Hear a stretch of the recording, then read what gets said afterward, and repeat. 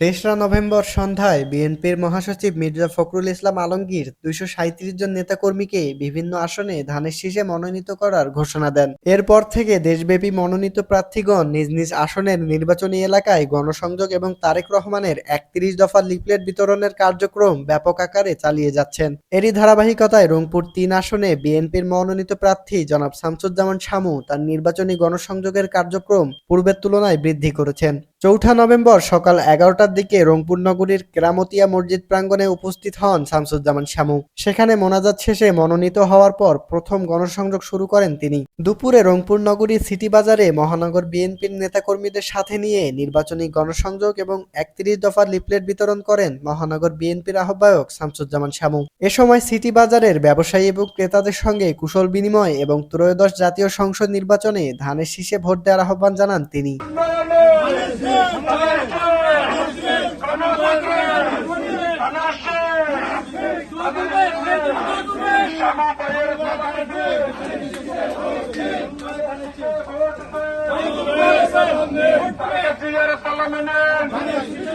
City বাজারে নির্বাচনী কার্যক্রম শেষ করে বিকেলে নগরীর নবাবগঞ্জ বাজারে ব্যবসায়ী এবং ক্রেতাদের নিকট ধানের শীষে ভোটের আহ্বান জানান শামসুজ্জামান শামু।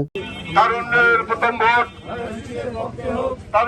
প্রথম ভোট, ম্যাডাম জিয়ার সালাম নিন, শামু ভাইয়ের সালাম নিন।